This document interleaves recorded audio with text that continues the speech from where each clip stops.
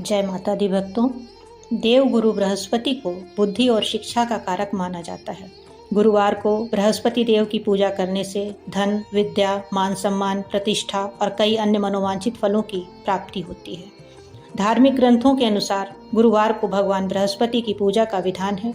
गुरुवार के दिन व्रत और कथा सुनने से घर परिवार में सुख समृद्धि बनी रहती है। आइए जानते हैं गुरुवार व्रत कथा के बारे में।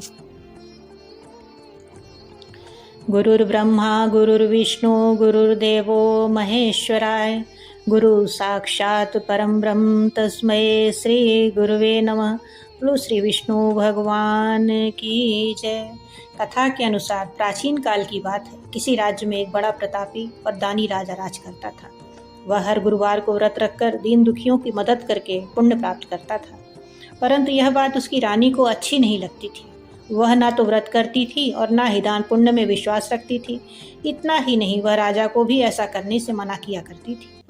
एक समय की बात है, राजा शिकार खेलने के लिए वन गए। घर पर रानी और दासी थी। उसी समय गुरु बृहस्पति देव साधु का रूप धारण कर राजा के दरवाजे पर भिक्षा मांगने आए।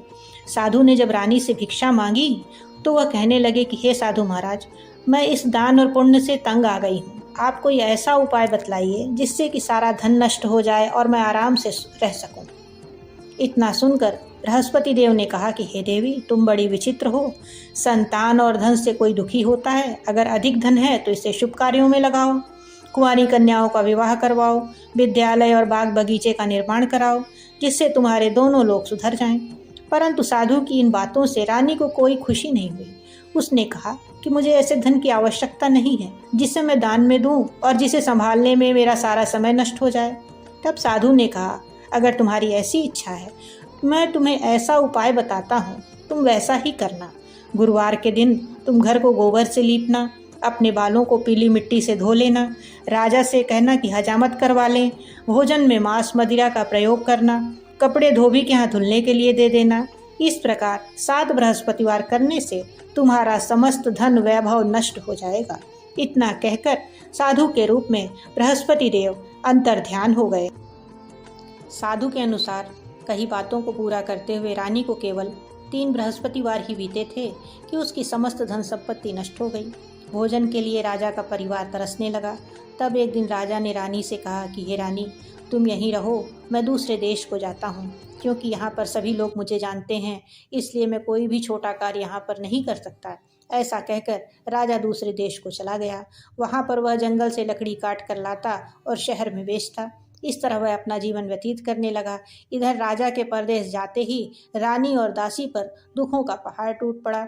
एक बार जब रानी और दासी को 7 दिन तक भोजन के बिना रहना पड़ा तो रानी ने अपनी दासी से कहा कि हे दासी, पास ही के नगर में मेरी बहन रहती है, वह बहुत ही धनवान है। तुम उसके पास चली जाओ और कुछ ले आओ ताकि थोड़ी बहुत गुजर बसर हो जाए।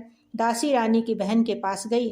उस दिन गुरुवार था और रानी की बहन उस समय बृहस्पतिवार व्रत की कथा सुन रही थी।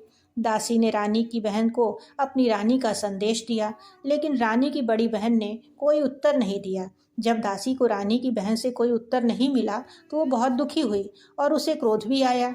दासी ने वापस आकर रानी को सारी बात बता दी। यह सुनकर रानी ने अपने भाग्य को कोसा और उधर रानी की बहन ने सोचा कि मेरी बहन की दासी आई थी, परंतु मैं उससे बोली भी नहीं, इससे वो बहुत दुखी हुई होगी।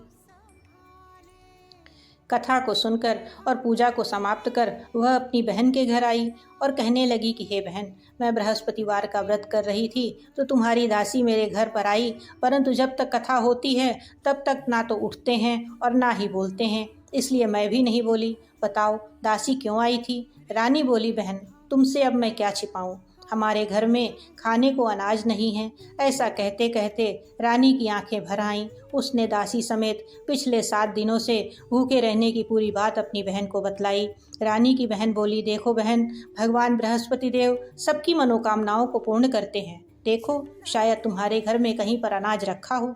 पहले तो रानी को विश्वास ही नहीं हुआ, पर बहन के आग्रह पर उसने अपने दासी को अंदर भेजा तो उसे सचमुच अनाज से भरा एक घड़ा मिल गया।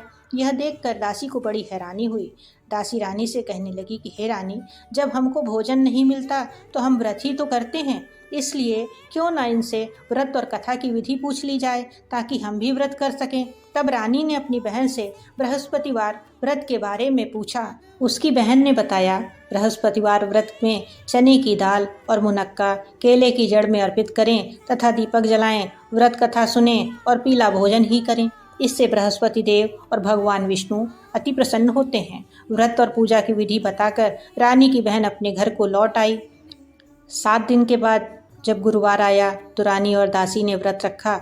वह गुड़साल में जाकर चना और गुड़ लेकर आईं, फिर उससे केले की जड़ तथा विष्णु भगवान की पूजा की। अब पीला भोजन की चिंता को लेकर दोनों बहुत दुखी हुईं। चूँकि उन्होंने व्रत रखा था इसलिए बृहस्पति देव उनसे प्रसन्न थे। वह एक साधारण व्यक्ति का रूप धारण कर 2 थालों में पीला भोजन दासी को दे गए। भोजन पाकर दासी बहुत प्रसन्न हुई और फिर रानी के साथ मिलकर भोजन ग्रहण किया।